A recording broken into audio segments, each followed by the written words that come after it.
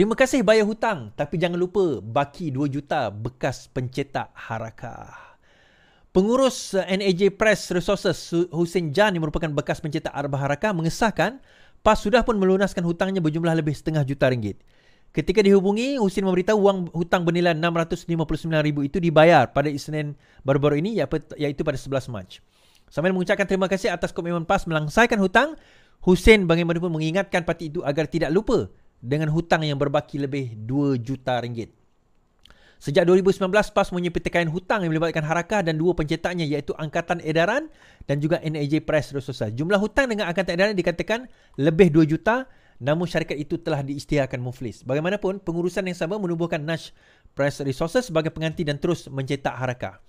Semua hutang daripada edaran dia pernah, iaitu PAS pernah bersetuju untuk letak nama NAJ dan dia juga bersetuju supaya hutang dialihkan kepada NAJ. Tapi bila nak bayar, dia tak nak bayar semua. RM659,000 kita bawa ke mahkamah pun sebab mereka tak nak bayar. Terima kasihlah dah bayar. Tapi pada masa yang sama, jangan lupa baki 2 juta lebih tu.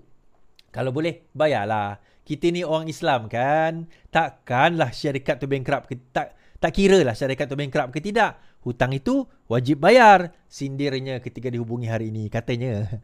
Pada masa sama, Hussein berkata beliau sebenarnya bergembira setelah hakim mengarahkan PAS membayar hutang NAJ dan membersihkan namanya selama ini dianggap sebagai kaki fitnah oleh penyokong PAS.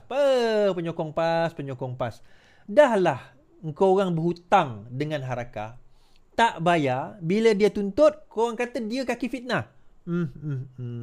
Selama ini penyokong PAS anggap saya fitnah. Bila mahkamah suruh bayar, baru terbukti bahawa PAS itu betul-betul ada hutang dan saya tidak memfitnah. Selama ni diorang tak percaya. Semua ingat saya ni pefitnah. Sebelum ini semua orang cakap Hussein Jan ni kaki fitnah.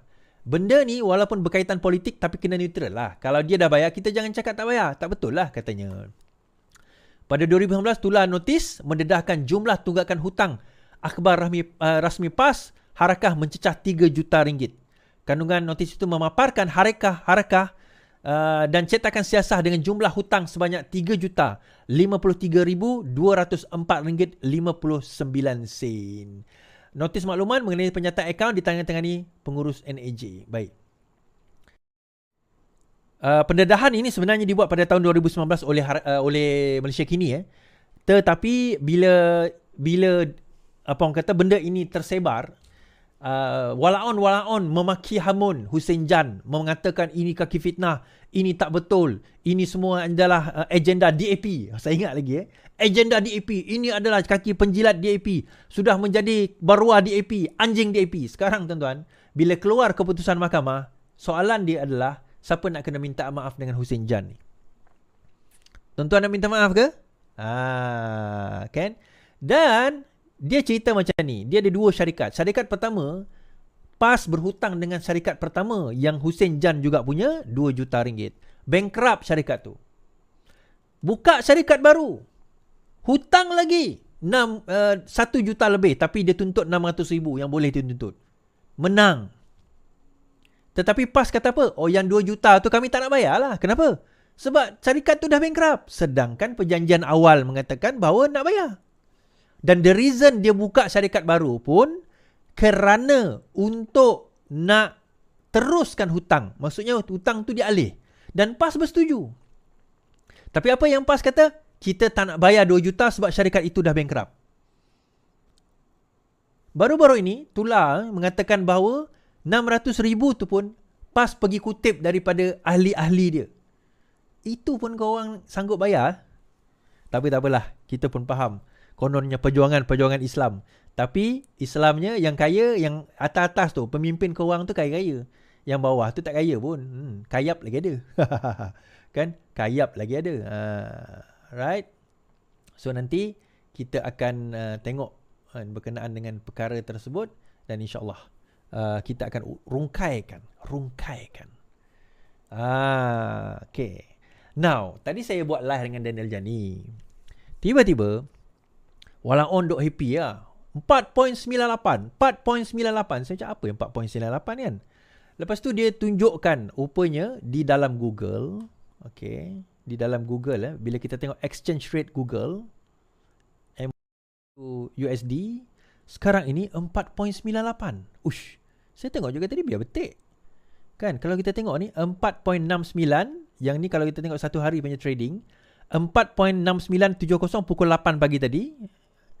Tiba-tiba pukul 14 pukul 16 pukul 4 petang lah. 4.98. Saya macam biar betik. Jadi saya gembira lah wala on ni, gembira. Sonok dia orang ni. Teruklah kerajaan Madani ni. Teruklah. Itu pun selepas PMX mengumumkan against ucapan beliau yang bersemangat melawan apa orang kata Zionisme dan menyokong humanity. Kita akan tengok sekejap lagi. So saya cross check lah, saya pergi check. Saya check dengan xe.com. Biasanya kalau saya nak convert duit, saya akan tengok kat sini currency exchange. Selain daripada Google tadi lah. Saya tengok 4.7.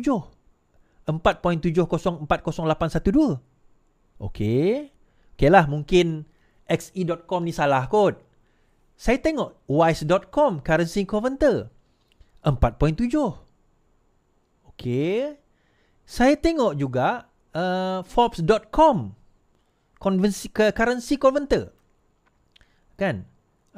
Saya tengok pun 4.7.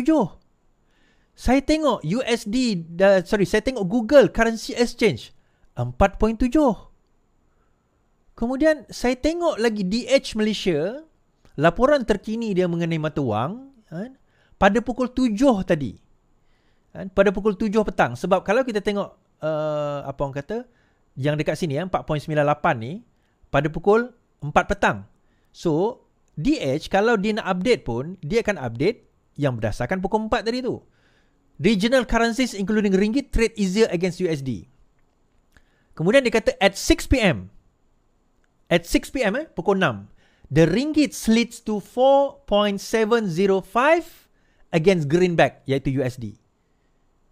Closing lowering sedikit berbanding dengan hari Khamis 4.8. Pukul 6 4.7.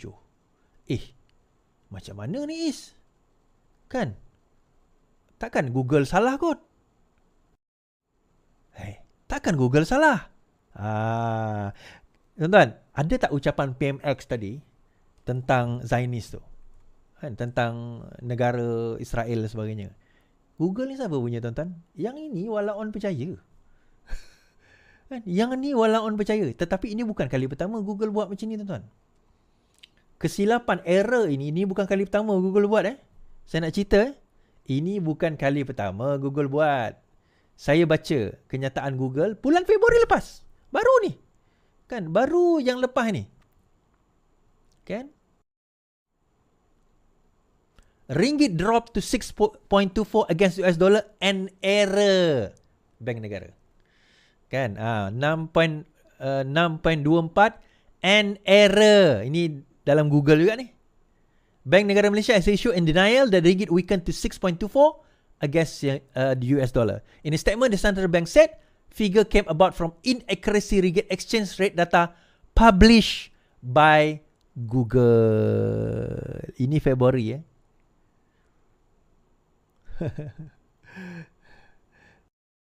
saya nak tengok. It's not Norlina so saya dah baca dah. So nak dia orang kan. Alright. Aduh, yay. Wala on happy kau Tapi tak apalah kan. Happy dia pun sebenarnya itu menunjukkan yang bullshitnya dia orang ni. Kan bulan-bulan puasa pun dia nak fitnah macam tu kan. Tapi tak apalah. Itulah dia walaong. Kalau ini pemerintah yang kita ada, compare dengan Kedah, dengan PAS yang memerintah. Bayangkan kalau PAS memerintah, Allah, macam mana jadi negara ni tuan-tuan?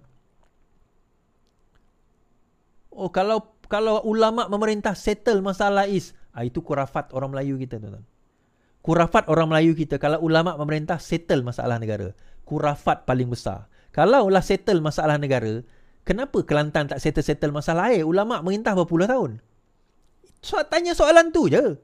Kalau Kelantan tak boleh settle masalah air hari ini, Kelantan naikkan tarif air 23 sen kerana nak selesaikan masalah air. Hari ini tuan-tuan Kelantan naikkan tarif sebab nak selesaikan masalah air. Saya tak kata salah sebab negeri lain pun buat. Tapi point is, Kelantan pun naikkan tarif. Kedah pun naikkan tarif. Cukai pintu pun dah kena naik sekarang ni. Sanusi kata apa? Saya tukang baca je. Mana saya tahu. Dia kata 6 bulan. Saya katalah 6 bulan. Ini pemimpin korang. Tengok Datuk Seri Anwar Ibrahim punya ucapan tadi. Itu baru pemimpin. Baru bangga jadi pemimpin. Ini dalam Dewan, saya baca, dia kata 6 bulan, saya tukang baca. Mana saya tahu? Mana saya tahu, dia kata. Kan? Dan kadang-kadang saya terkesima lah dengan pemikiran-pemikiran Wala Onsbi. Tapi sebenarnya saya faham juga. So saya kata kita kalau kita tengok apa orang kata, kenapa dia orang berpemikiran demikian? Dengan apa yang dihujahkan oleh Tok Guru mereka, itulah penyelesaian. Itu anggapan mereka lah. Mereka beranggapan demikian. Tapi dia lupa bahawa itu tak boleh menyelesaikan masalah. Bila kita dalam pemerintahan ni tuan-tuan, dia bukan mukjizat. Pemerintahan ni dia bukan mukjizat. Kita kena faham itu satu perkara. Pemerintahan itu atas usaha. Pemerintahan itu atas negara. Pemerintahan itu atas pemerintah. Ulama ke, tok guru ke, kalau dia tak pandai memerintah, hancur negara tu. Tok guru ke, ulama ke, ada bidang fiqh ke apa, itu bukan syarat untuk nak jadi pemerintah yang baik. Saya bukan kata dia tak boleh jadi. Dia mungkin boleh jadi pemerintah yang amanah. Tapi belum tentu dia boleh jadi pemerintah yang kompeten. Bak kata Sanusi, ditulis dalam teks tu akan siap dalam tempoh 6 bulan. Saya tukang baca aja. Sekarang ni pembangkang buh atas saya pasal saya umum 6 bulan, maka projek tu tak siap, maka saya punya salah. Salah tu bukan saya.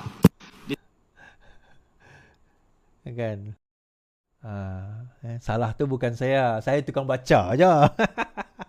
Tetapi hari ni tuan-tuan, satu ucapan yang menarik daripada PMX yang bagi saya really put apa orang kata, Malaysia di satu pesada dunia yang dunia kagum dengan PMX. Saya tengok rata-rata dekat TikTok, dekat social media, kita kata dia orang memuji sebenarnya usaha PMX ni, berani berbanding dengan pemimpin-pemimpin Islam yang lain.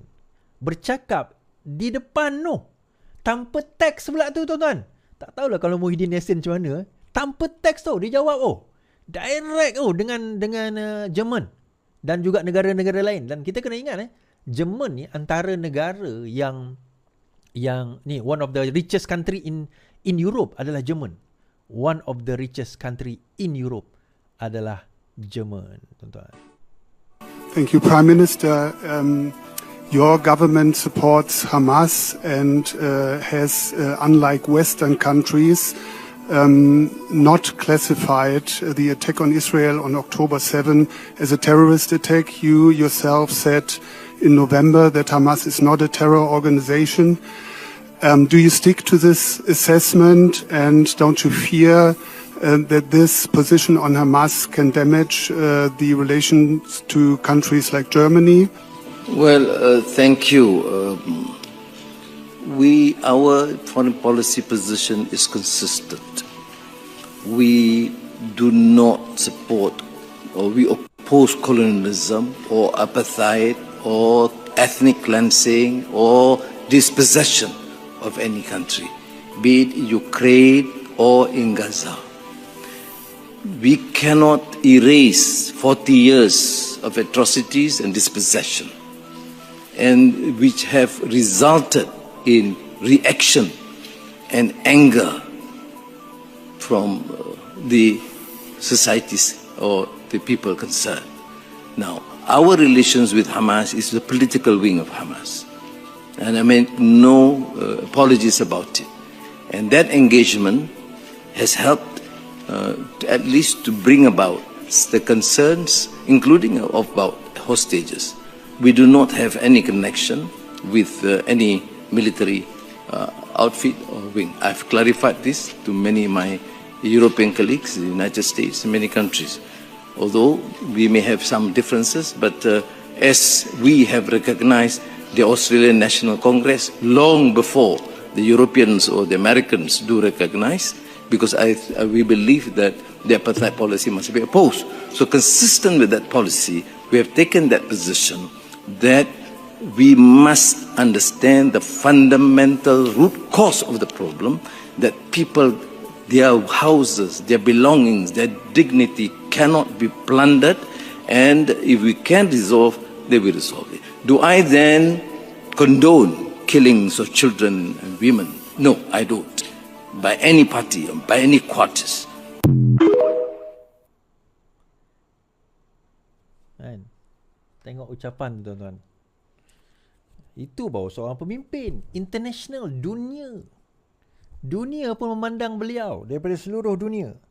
Itu baru kita kata seorang pemimpin. Bercakap, kita tengok lagi satu ucapan dia. Dia kata tentang double standardnya Europe terhadap apa orang kata masalah Palestin. Double standardnya Europe terhadap masalah Palestin. Jadi insyaAllah malam ni, bila kita dah dengar ucapan tersebut, kita dah buka cerita daripada ucapan tersebut.